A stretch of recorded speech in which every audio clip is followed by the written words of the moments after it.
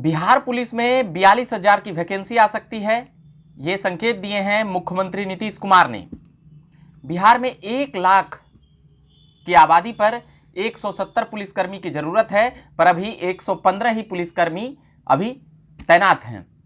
इसलिए इन चीज़ों को मतलब कि 1 लाख आबादी पर 170 पुलिसकर्मी करने के लिए 42,000 पुलिसकर्मियों की ज़रूरत है, जिसका बहाली तुरंत आएगा। इसलिए युवाओं के लिए यह खुशखबरी का विषय है और मुख्यमंत्री नीतीश कुमार इस मामले में बधाई के पात्र हैं, बधाई और शुभकामनाएं के पात्र हैं कि उन्होंने इतनी बड़ी कह सकते हैं कि अगर बहाली वह पूरी कर लेते हैं और जल्दी, तो और भी बधाई और शुभकामनाएं। और जो अभ्यर्थी तैयारी कर रहे हैं, जो छात्र पुलिस की लगातार तैयारी करते रहते हैं, और अगर 42,000 बहाली अगर जल्दी पूरी कर लिए तो वह मुरीद हो जाएंगे नीतीश कुमार का और खूब तारीफ करेंगे, जहां तक बातें समझ में आ रही है। क्योंकि अगर युवाओं को चाहिए क्या, रोजगार, और आप रोजगार के लिए वैकेंसी निकालिएगा तो आपकी तारीफ करेंगे ही करेंगे। और साथ ही जिस प्रकार से बीपीएससी का जो शेड्यूल है, उसमें अगर कोरोना महामारी को छोड़ दे तो बाकी सब वहाँ पर जो शेड्यूल है, जिस तेज़ी से चल रही है, वह पिछले 10 वर्षों में देखने के लिए मिली है।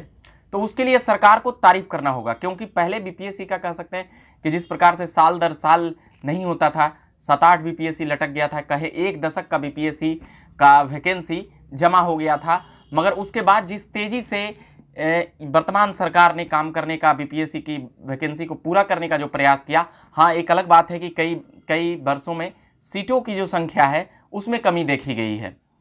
मगर जो बीपीएससी के एग्जामिनेशन, उसके बाद फॉर्म भरने का प्रक्रिया, पीटी, मेंस, इंटरव्यू, और लगातार साल भर में जो रिजल्ट आते हैं, उसके लिए बीपीएससी की तारीफ करनी बनती है। जहाँ पर अच्छे काम होंगे वहाँ पर तारीफ की जाएगी, और जहाँ पर अगर 1 साल से ज़्यादा देर हुआ तो वहाँ पर फिर घोटाले और घपलेबाजी की बातें मुखर होकर कहनी पड़ेगी, और तमाम वैकेंसी के बराबर उनके वेतन को मल्टीप्लाई करके वो आरोप उस आयोग के ऊपर लगाया जाना चाहिए। ऐसा कोई संवैधानिक रूल ऐसा नहीं है, मगर अगर आपका ज़्यादा देरी होगा तो फिर वह एक घपला और घोटाला में ही जोड़ा जाएगा।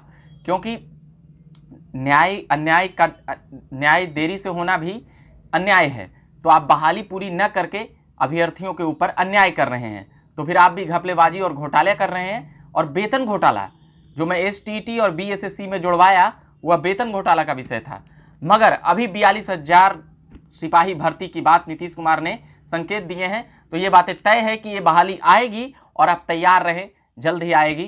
क्योंकि मुखर होकर मुख्यमंत्री नीतीश कुमार ने कहे हैं, तो फिर ये बातें साफ है कि जब मुख्यमंत्री इन बातों को संज्ञान ले रहे हों, और राष्ट्रीय और जिस प्रकार से महिलाओं की इसमें जो भागीदारी बढ़ी है, उसको लेकर नीतीश कुमार लगातार खुद के पीठ थपथपाते हुए नजर आते हैं कई बार, कई मामलों में।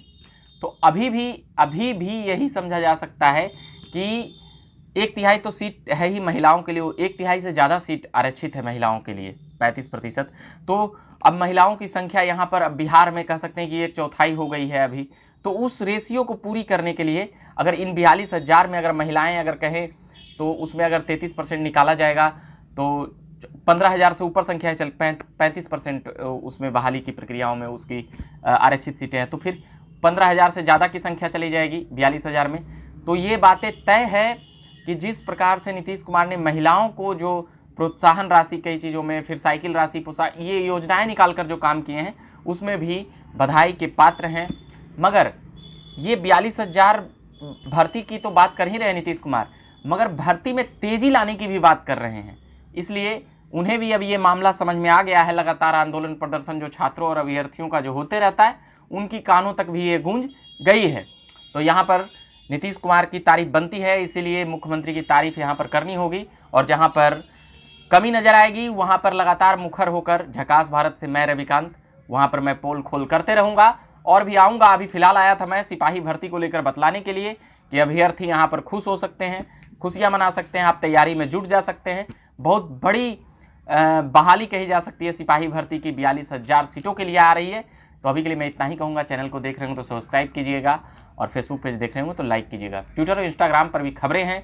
औपचारिकता के लिए बता देता हूँ फिर से, मेरा नाम हुआ रविकांत और आप देख रहे हैं झकास भारत। धन्यवाद।